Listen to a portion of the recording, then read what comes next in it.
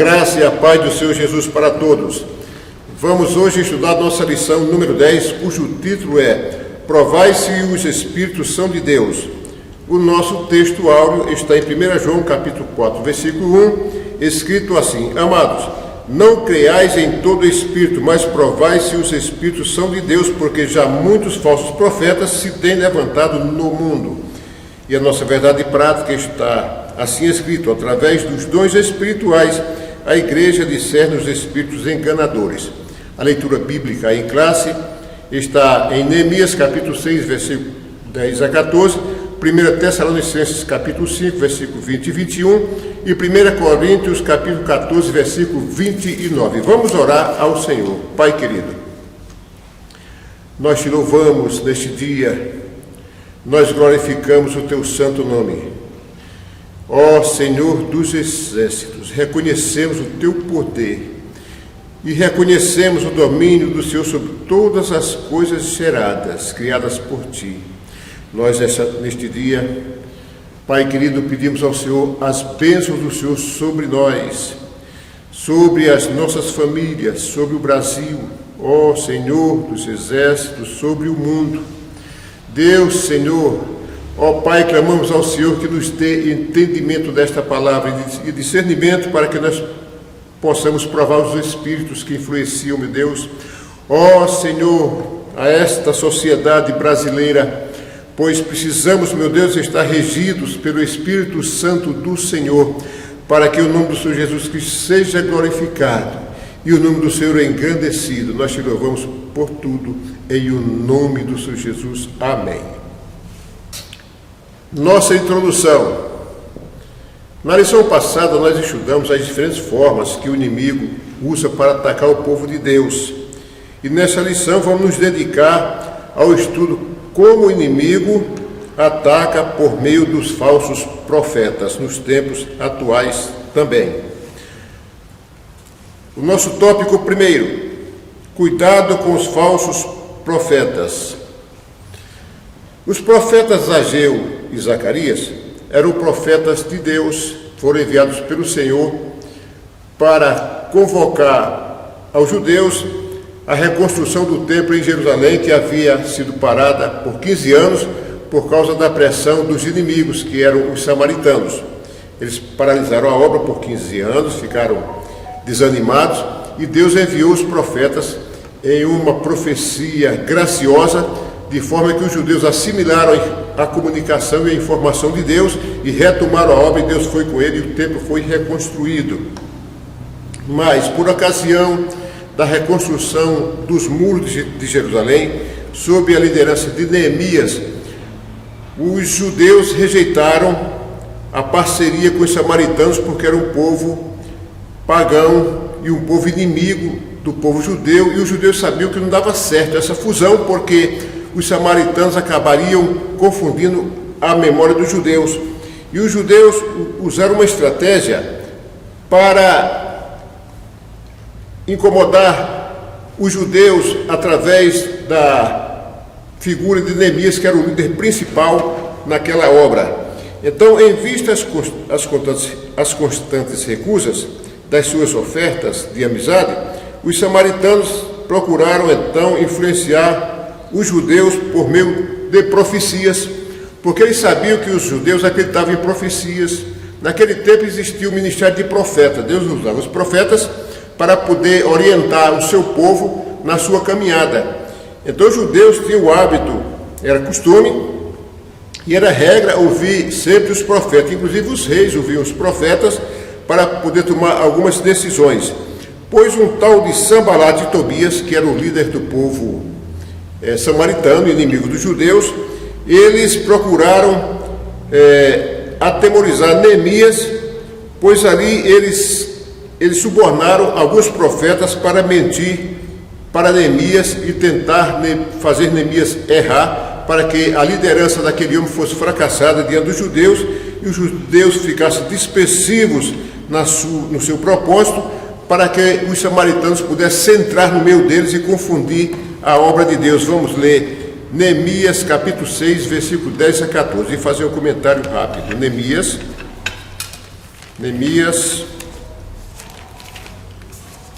capítulo 6, versículo 10 a 14. Vamos ver o que diz aqui e vamos comentar rapidamente. Neemias, capítulo 6, versículo 10, iniciando. E entrando eu, ou seja, entrando Neemias, em casa de Semaías, filho de Delaías, o filho de Mitabel, que estava encerrado, disse a Neemias: vamos juntamente à casa de Deus, ao meio do templo, e fechemos as portas do templo, porque virão matar-te. Sim, de noite virão matar-te, ou seja, matar Neemias. Porém eu disse: um homem como eu fugiria, e quem há como eu que entre no templo e viva? De maneira nenhuma entrarei. E conheci que eis que não era Deus quem o enviara com essa profecia, mas essa profecia falou contra mim, porquanto Tobias e Sambalate o subornou o profeta, o falso profeta. Então, por isso o subornaram, para me atemorizar e para que eu assim fizesse e pecasse, para que tivesse alguma causa a fim de me infamarem e assim me vituperarem. Lembra-te, meu Deus, de Tobias e Sambalate, conforme as suas obras. Pois bem, quando esse falso profeta, subornado por aqueles líderes adversários, profetizaram falsamente para Neemias, procuraram conduzir ao centro do templo, mas Neemias sabia que ele não estava autorizado a entrar no templo do Senhor, porque ele não era sacerdote. E através desse ponto, Neemias identificou que ele não era de Deus, era uma trama do povo adversário para que Neemias fugisse. Imagina um chefe fugir. E Neemias disse: um homem como eu fugiria, porque fugir é uma coisa, você usar estratégia de defesa é outra coisa, não é?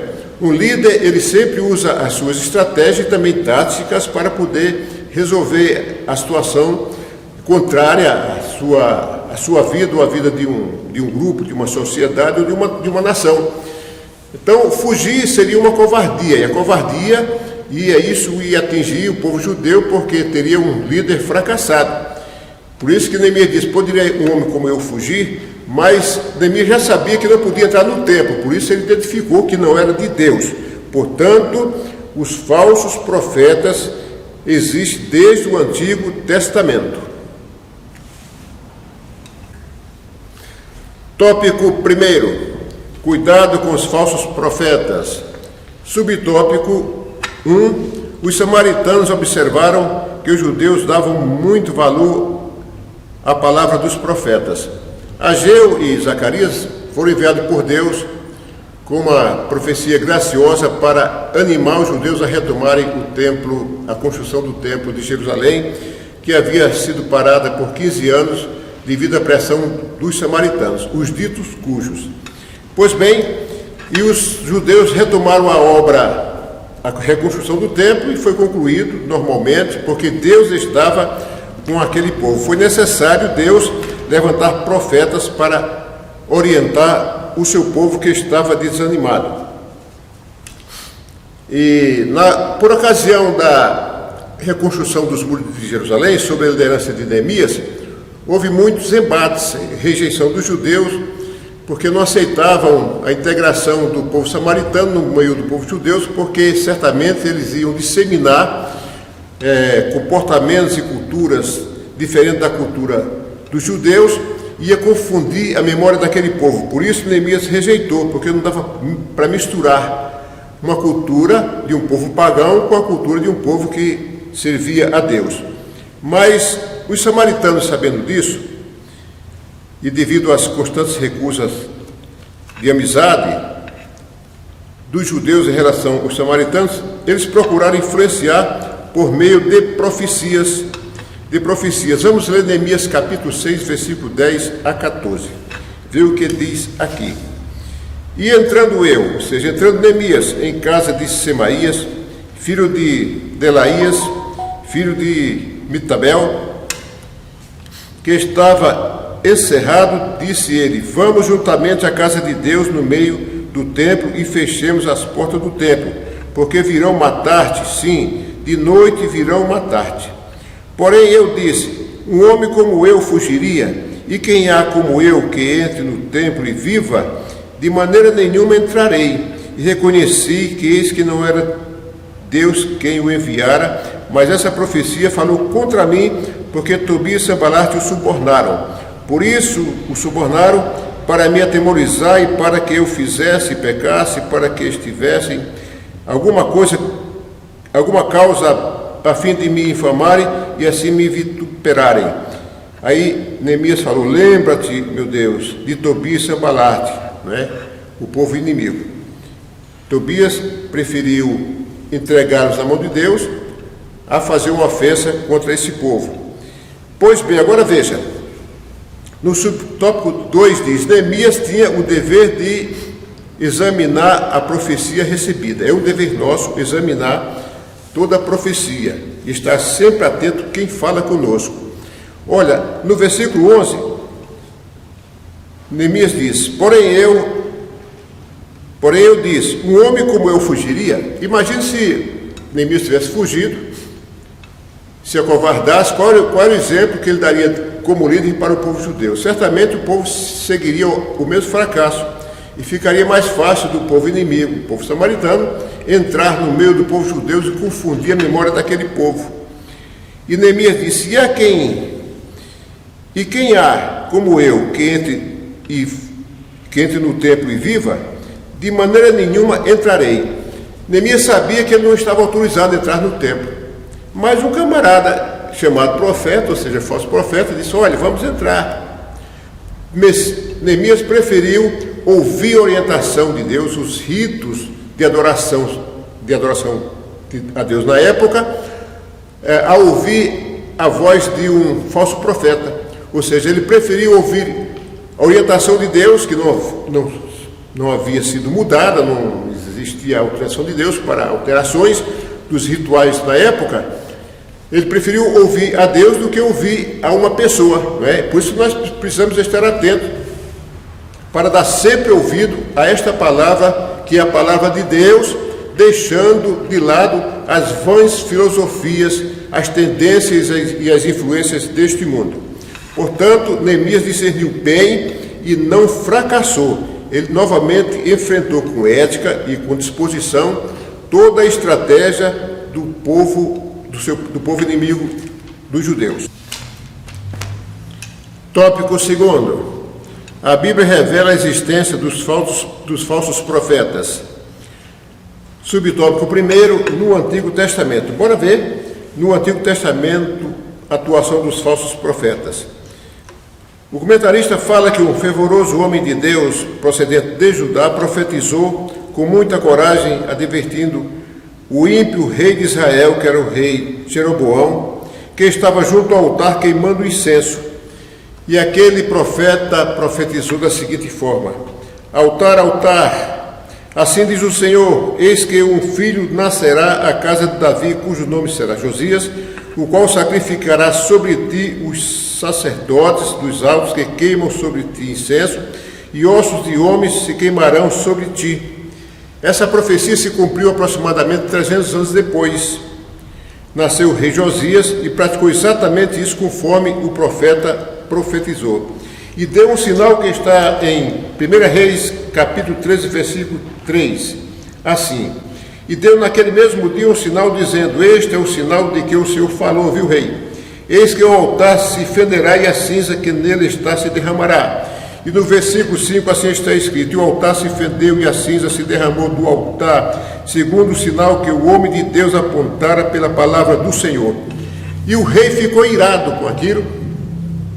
Contrário a Deus, ele estendeu a mão sobre o altar e disse: prenda esse homem. Quando levantou a mão dele ressecou-se e perdeu os movimentos. E o rei ficou muito incomodado com aquilo e disse: rapaz, ora por mim para que Deus restitua a minha mão, para que eu possa trabalhar, né? Porque assim não dá. E aquele profeta orou e a mão do rei foi restituída, e o rei temeu ao Senhor. E ele retornou à sua cidade, Judá, e no meio do caminho foi interceptado por um profeta, um velho profeta que morava naquela região, soube que esse homem esteve com o rei e que voltara para a sua terra, e foi atrás dele e localizou debaixo de um carvalho e disse: olha, vamos então à minha casa comer pão. Ele disse: olha, eu não posso comer pão e nem posso tomar água, porque o Senhor Deus me orientou. E ele disse: olha, eu vi um anjo veio a mim, apareceu a mim e disse para você voltar comigo. E aquele profeta não discerniu. Ele voltou à casa daquele profeta e comeu pão e bebeu água. Ele não prestou atenção. Por isso, nós precisamos estar sempre atento, prestando atenção, vigiando, prestando atenção às coisas que estão em volta de nós e as propostas que as pessoas nos falam e as palavras deles também. Porque nós precisamos fazer uma filtragem dessas palavras, dessas propostas. E esse profeta não filtrou. E ali assentados, está em 1 Reis, capítulo 13, versículo 20. E sucedeu que, estando eles à mesa, os dois profetas, a palavra do Senhor veio ao profeta que tinha feito voltar, ou seja, ao profeta que mentiu. E clamou ao homem de Deus que viera de Judá, e disse a ele: assim diz o Senhor, visto que foste rebelde à boca do Senhor e não guardaste o mandamento que o Senhor teu Deus te mandara, antes voltaste, comeste pão e bebeste água no lugar que te dissera: não comas pão, não beba água, teu cadáver não entrará no sepulcro de seus pais. Pois isso aconteceu. Ele retornou a Judá, no meio do caminho o leão o matou. O leão não consumiu a carne do profeta, mas só matou, e aquele velho profeta o sepultou na sua terra. Então, o que nós precisamos estar atento é o discernimento, conforme falei, estar atento às coisas que nos falam, às filosofias deste mundo, não é? E outro ponto muito importante é que o profeta não deu atenção à orientação de Deus, ele preferiu ouvir outra orientação. Então, a orientação de Deus para nós é a palavra dele, é a sua palavra, esta Bíblia, o conteúdo, essa mensagem para nós. Se nós dermos atenção a outras filosofias, a outras orientações deste mundo, nós corremos o risco de quê? De sermos engolidos, de sermos devorados no futuro, não é? Então, precisamos estar atentos a esta palavra aqui. Melhor ouvir a Deus do que ouvir o homem. Melhor ouvir essa palavra do que as filosofias desta terra, porque as filosofias dessas terras são vãs e também são passageiras. O homem passa. Alguns ainda ficam a sua história por um tempo, mas a maioria desaparece, ninguém tem mais registro de nada. Portanto, é preciso aprendermos com essa passagem e isso, ter discernimento e seguir esta palavra. Nos dias de Jeremias também existia muitos falsos profetas. Eles profetizavam contra a palavra de Deus que enviaram através do profeta Jeremias. Vamos ler Jeremias 29, versículo 21 a 23. Jeremias 29, versículo 21. Assim diz o Senhor dos Exércitos, Deus de Israel, acerca de Acabe. Não é o rei Acabe aqui, é um falso profeta. E de Zedequias, também não é o rei Zedequias, é um falso profeta, esse camarada aqui, que vos profetizam falsamente em meu nome. Eis que os entregarei nas mãos de Nabucodonosor, rei da Babilônia, e ele os ferirá diante dos seus olhos. E tomarão deles a maldição que estava sobre todos os transportados de Judá que estão em Babilônia, dizendo: o Senhor te faça como a Zedequias e como a Acabe, os quais o rei da Babilônia assou no fogo, por causa da desobediência e por causa da falsidade. Porquanto fizeram loucuras em Israel e cometeram adultério com as mulheres dos seus companheiros, anunciaram falsamente em meu nome. Anunciar falsamente em nome de Deus é um crime muito grave, né? Porque falar que o santo mentiu, isso não se faz, né? Então, em meu nome, as palavras que não lhes mandei dizer, e eu o sei e sou testemunha disso, diz o Senhor. Isso é muito grave, naquela época existiam essas coisas, por isso o povo foi castigado. Isso aí aconteceu na época do exílio do povo de Judá para a Babilônia, passaram lá 70 anos, mas por causa do pecado do povo. Os profetas profetizavam, influenciavam os reis, os reis influenciavam os sacerdotes, e os sacerdotes influenciavam o povo, e vivia todo mundo no mesmo balaio, na mesma confusão de pecado. Quando o rei Josafá, rei de Judá, foi visitar Acabe, porque eles iam para uma guerra, Acabe havia consultado os seus profetas. Eram quase 400 profetas, e todos profetizavam a favor do rei Acabe. Não podia contrariar o rei, né? Porque senão a chibata comia. Podia que esses profetas fossem maltratados pelo rei. Tinha que favorecer o ego do rei e provocar alegria e certeza de alguma coisa. Só que eles profetizavam falsamente. E o rei Josafá disse: mas porventura não tem um profeta do Senhor, conforme 1 Reis, capítulo 22, versículo 7, diz assim: disse, porém, Josafá: não há aqui ainda algum profeta do Senhor ao qual possamos consultar? O profeta Josafá desconfiou que aqueles profetas profetizavam falsamente. Ele procurava um profeta do Senhor, e o rei Acabe disse: tem o Micaías, mas tudo que ele fala é contra mim, não dá certo. Ora, o rei andava errado, queria que o Micaías profetizasse mentira, não é? Quando Deus falava ao rei Acabe, falava para que o rei Acabe pudesse se consertar, mas o rei Acabe não queria se consertar. Ele estava completamente equivocado, ele e o seu povo. Pois bem, está aqui no versículo 20, no capítulo 9 de 1 Reis 22, assim: e o rei de Israel chamou um eunuco e disse: traz-me depressa Micaías, filho de Imlá, traz ele aqui. Enquanto isso, Zedequias, filho de Kenaná, fez para si uns chifres de ferro e disse: assim diz o Senhor, falando ao rei: com estes chifres ferirás aos sírios até de todos os consumir. E todos os profetas profetizavam assim, dizendo: sobe a Ramote Gileade e prosperarás, rei, porque o Senhor a entregará na mão do rei. Quer dizer, profetizando errado para o rei, falsa profecia, procurando animar o rei, mentindo. Eu não sei se eles tinham intenção ou propósito que o rei morresse na guerra, para que eles pudessem fazer a festa deles, ou se é porque eles eram obrigados a mentir. Mas eu sei que eles estavam todos corrompidos, né? Estavam na mesma laia, como diz lá na minha terra, na mesma laia, no mesmo ambiente. E o mensageiro que foi chamar Micaías falou dizendo: vês aqui as palavras dos profetas, é uma só voz, prediz coisas boas para o rei. Seja, pois, a tua palavra como a palavra de um deles, e fala bem do rei, rapaz. Porém, Micaías disse: olha, vive o Senhor, que o que o Senhor me disser, isso falarei. Isso aqui era um profeta de verdade, né? Estava alinhado, estava em sintonia com o Senhor. Disse: o que ele mandar falar, eu falo. Se ele não mandar falar, eu não digo, né?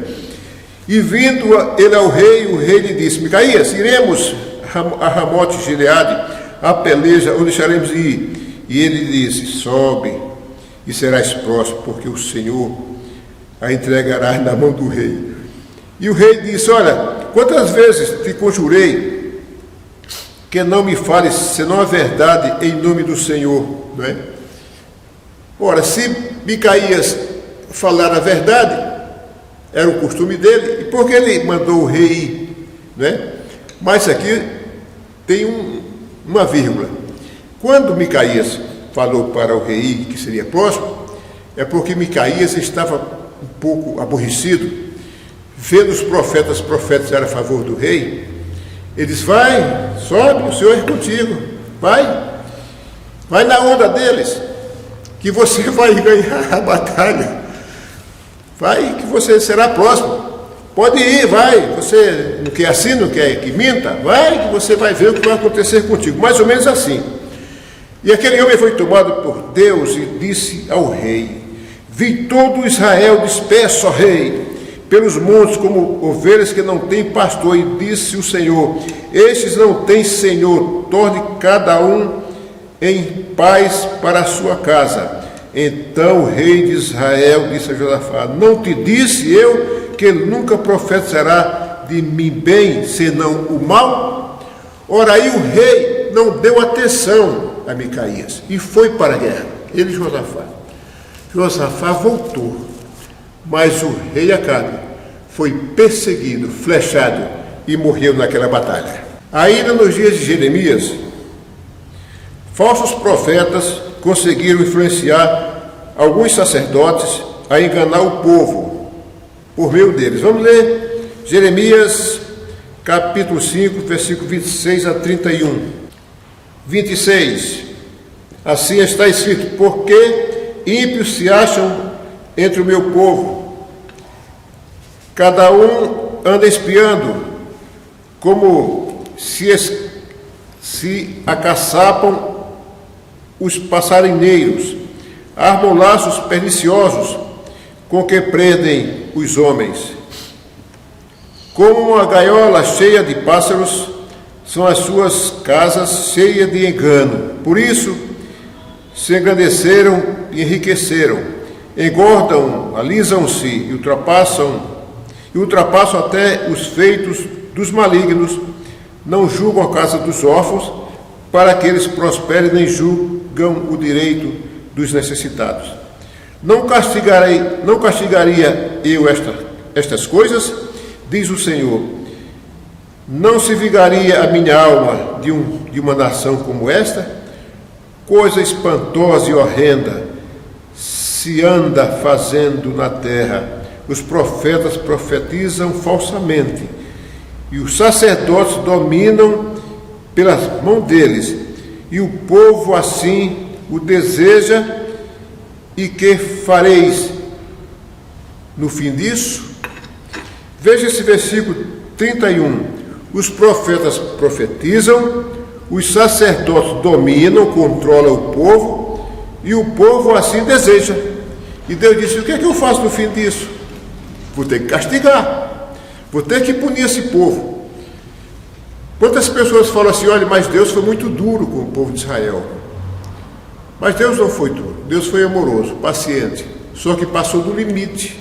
O povo, como diz a linguagem popular, esculhambou, né? Então o povo procurou vulgarizar o nome de Deus, e com Deus não se faz isso, porque Ele é Senhor, né? Ele é amoroso e paciente, mas tudo tem um limite. Subtópico 2. No Novo Testamento. Os falsos profetas no Novo Testamento. Esse aqui é para o nosso tempo. Vamos ler Apocalipse capítulo 2, versículo 20 a 22. Versículo 20. Mas tenho contra ti, Deus revelou a João, na ilha de Pátmos, acerca da igreja Tiatira, a igreja. E o Senhor mandou João escrever para aquela igreja. Mas tenho contra ti o tolerares que Jezabel, mulher que se diz profetiza. Nós temos que estar atentos com as pessoas que dizem que são profetas.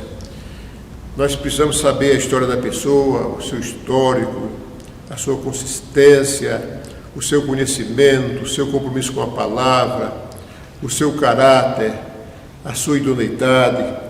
É claro que nós não vamos procurar uma pessoa perfeita, porque só Jesus, mas precisamos procurar uma pessoa, esses valores, para que nós possamos atribuir um crédito à profecia. Então, se dizia profetiza aquela mulher, então permitiu que ensine e engane os meus servos, o anjo da igreja, viu? Permitiu isso, para que se prostituam e comam dos sacrifícios da idolatria. O anjo da igreja deve estar atento ao que está acontecendo na igreja, as pessoas que têm os dons de profecia, o que estão falando, se é de Deus, se não é. No mínimo, o anjo da igreja, que é o pastor da igreja, deve ter o dom de discernimento, porque senão ele vai sofrer. A igreja sofre quando não há dom de discernimento. E deu tempo para ela, para a profetisa, a falsa profeta, para que se arrependesse da sua prostituição. E ela não se arrependeu. Então, Jesus é muito bom.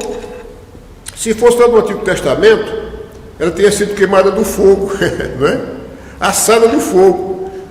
Mas a importância de Cristo na nossa vida, porque Ele veio na cruz do Calvário, morreu ali por nós, derramou seu sangue, apresentou a Deus como sacrifício, e Deus estendeu a sua paciência, a sua misericórdia sobre as nações, Por isso tanta gente faz tanto mal e Deus não manda matar. Às vezes morre, porque o cara plantou, morre, não é? Mas Deus instalou a sua bondade e a misericórdia e a sua paciência pelo sacrifício de Cristo. Ele é muito importante para nós, ele é o centro das nossas atenções, que nos transporta para Deus, o Senhor.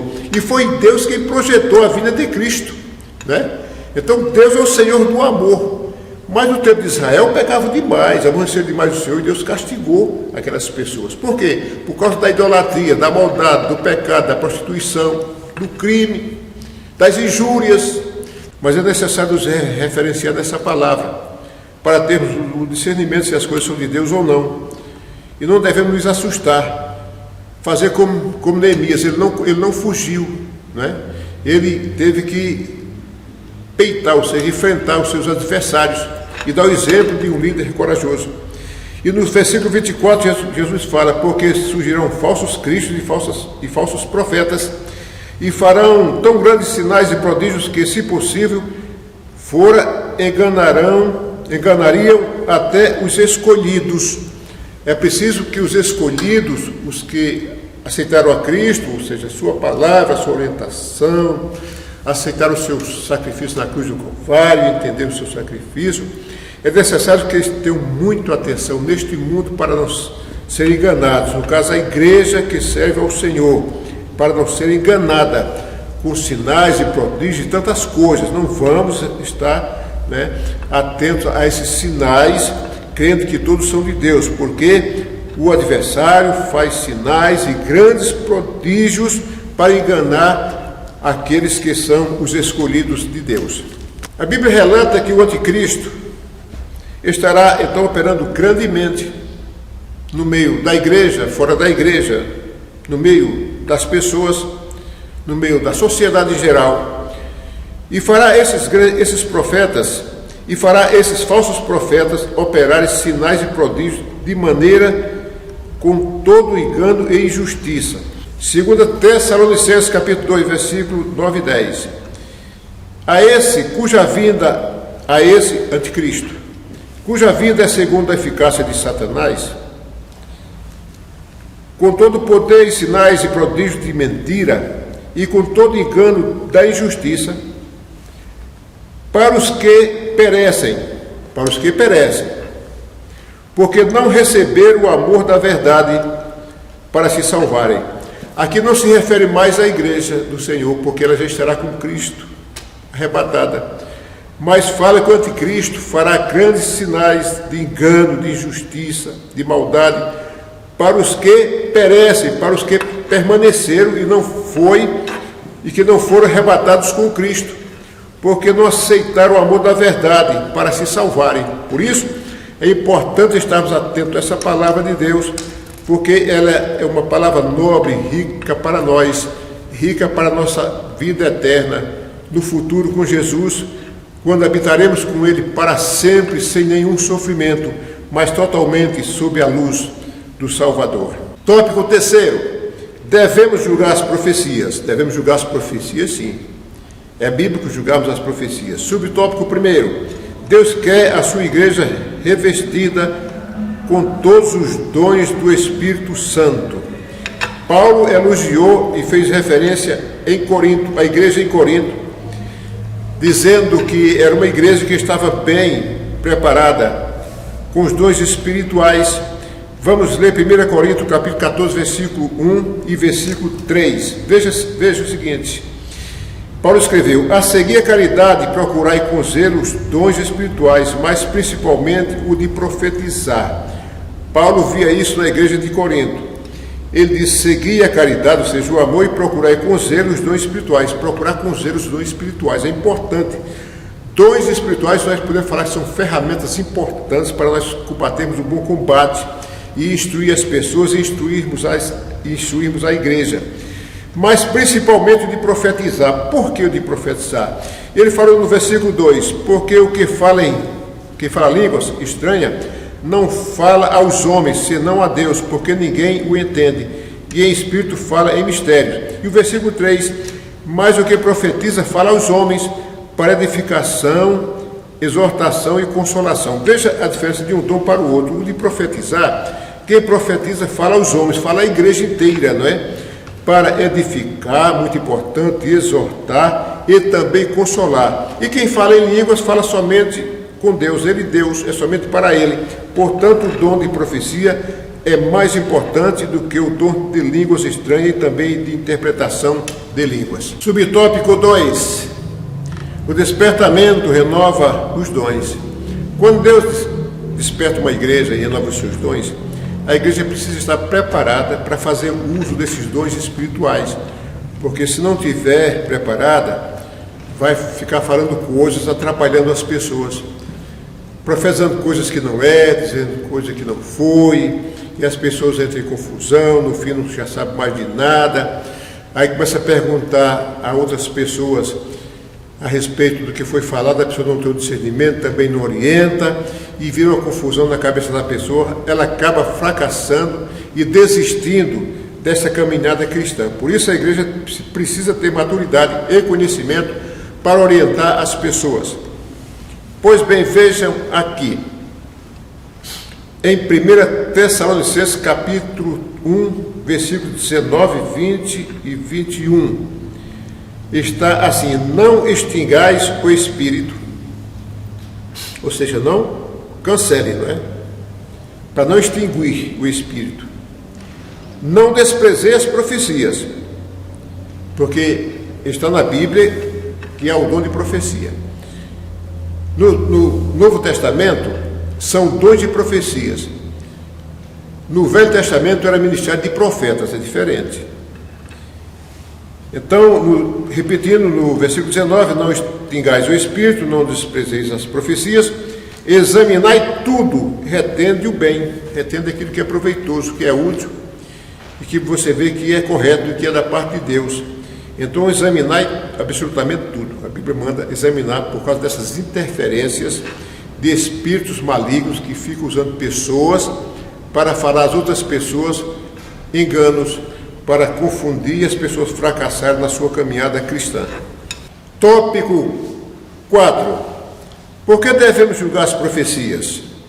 O subtópico 1 fala assim: porque a palavra de Deus nos manda julgá-las. Está em 1 Tessalonicenses 5, versículos 19, 20 e 21, eu acabei de ler. E no subtópico 2 diz: porque os que profetizam são sujeitos a falhas. Nós encontramos a falha no velho profeta, ou seja, no profeta velho, que atraiu o profeta que vinha de Judá, conforme eu disse, e disse que viu um anjo, quando não viu. E ele era um canal de Deus. E falhou, mentiu. E depois, certamente se viu com Deus, né? Prestou conta ao Senhor sobre isso. Pois bem, mesmo que a mensagem venha de Deus, pode acontecer que o instrumento esteja seu fruto do Espírito. A mensagem vem de Deus porque ele é um canal de Deus, um canal de comunicação. E a palavra vem, mas ele não está bem. E a mensagem pode ser prejudicada e distorcida, e a pessoa pode sair com aquilo na cabeça e pensando por que aquilo, como se explica aquilo, e entra em confusão e no fim acaba se fragilizando espiritualmente. Então, nós precisamos estar atentos. O subtópico 3 fala assim: porque pode haver também conhecimento prévio dos fatos. Quando um profeta, uma pessoa vem profetizar, que já conhece a história da pessoa, ele pode ser conduzido pelo conhecimento que ele tem da história da pessoa e influenciá-lo a falar coisas que não é de Deus. E com isso a pessoa também pode entrar em confusão. Não é? Por isso nós precisamos estar atentos quando Deus fala e quando Deus não fala. Aquele que tem intimidade com essa palavra conhece a voz do Senhor. Ela é mansa, suave, ensina, exorta, orienta. Deus é assim, não é? Deus é Deus. Deus da verdade. A sua palavra é sã, é pura, é viva, é eficaz. Pois bem, vamos ler aqui em 2 Samuel, capítulo 7, versículo 2, em diante, no caso do Velho Testamento, para nós termos uma ideia. Capítulo 7, versículo 1. E sucedeu que, estando o rei Davi em sua casa, e que o Senhor lhe tinha dado descanso de todos os seus inimigos em redor, disse o rei ao profeta Natã. É a primeira vez que Natã aparece na Bíblia, é aqui. Natã estava com o rei. O rei disse: ora, olha, eu moro em casa de cedros e a arca de Deus mora dentro de cortinas. Davi era zeloso, estava preocupado com a arca de Deus, queria colocar num lugar lindo, bonito para Deus. Davi era um homem que tinha o coração conforme a vontade de Deus, segundo o coração de Deus. Davi tinha suas falhas, pecou, não foi um homem perfeito, mas era um homem que tinha um alinhamento com Deus extraordinário. Ele se comunicava com o Senhor. E disse Natã ao rei: vai e faz tudo quanto está no teu coração, porque o Senhor é contigo. Natã falou isso, olha. Falou, como Natã tinha o crédito de profeta, dava para o rei acreditar em Natã. Mas Natã equivocou-se. Aí Deus mandou Natã fazer a correção. Assim no versículo 4. Porém sucedeu naquela mesma noite que a palavra do Senhor veio a Natã dizendo: vai, Natã, e diz ao meu servo Davi, assim diz o Senhor. Oh, glória, quando Deus fala é outra coisa. Quando Deus fala acontece, é tão bom quando Deus fala com a gente. Deus fala conosco para acontecer, falou de salvação, acontece, né?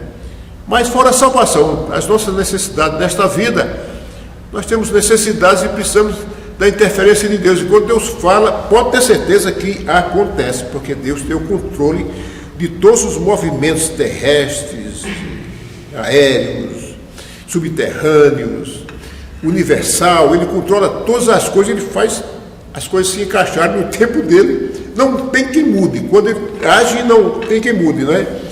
Então veja, então Deus falou assim: vai e diz ao meu servo Davi, assim diz o Senhor, edificar-me-ias tu casa para minha habitação? Deus nunca tinha falado isso com Davi, porque em casa nenhuma habitei, desde o dia em que fiz subir os filhos de Israel do Egito até o dia de hoje, mas andei em tendas e em tabernáculos apenas. Porque Deus tem o seu trono, tem a sua glória. Deus não precisa de casas lindas aqui para morar, ele interfere debaixo de um pé de árvore. Ele vai numa latada, sabe o que é latada? Aquelas casas bem primárias que as pessoas faziam. Ele vai num palácio, ele vai onde ele quer, né? E disse mais: e em todo lugar em que andei com todos os filhos de Israel, falei porventura alguma palavra com qualquer das tribos de Israel, a quem mandei apacentar o meu povo de Israel, dizendo: por que me não edificas uma casa de cedros? Ele nunca falou isso. Então não ficou para Davi a casa de Deus, mas ficou a construção do templo sob responsabilidade do rei Salomão. Então o profeta Natã, ele cometeu uma gafe, mesmo sendo profeta, tendo os créditos de profeta. Nós precisamos estar atentos, porque homens são homens e Deus é Deus. Subtópico 4. Existe a possibilidade de que o profeta, ao anunciar a mensagem profética, esteja sendo influenciado por um espírito maligno disseminador. Nós comentamos em 1 Reis, capítulo 22, que os profetas de Acabe mentiam à vontade. E, para tanto, o Senhor permitiu que o espírito maligno se apossessasse de um profeta e profetizasse com convicção para que o rei fosse para a guerra e morresse lá. Mas Deus permitiu porque o povo aborreceu a Deus. Os profetas mentiam demais e o rei era o mestre, era o maestro de toda essa organização profética para a mentira. E Deus permitiu isso, mas é possível que um espírito maligno tome posse de uma pessoa para falar coisas a outras pessoas, assim vai. Falei uma palavrinha errada. Viu? Subtópico 4. Eu vou dar um tempinho aqui, viu? Subtópico 4, já começa. Vou tossir. Subtópico 4. Existe a possibilidade de que o profeta, ao anunciar mensagem profética, esteja sendo influenciado por um inimigo maligno, disseminador de mentira. Nós já comentamos em 1 Reis, capítulo 22, quando os profetas do rei Acabe, quase 400 profetas profetizavam a favor do rei mentindo. E para aquela guerra, Deus permitiu que o espírito maligno tomasse posse de um profeta para profetizar com convicção a ida do rei, e o rei foi sob o engano de um espírito maligno, e lá ele morreu. Mas por que Deus permitiu isso? Por causa do pecado do povo, por causa do pecado do rei, da dureza do coração do rei.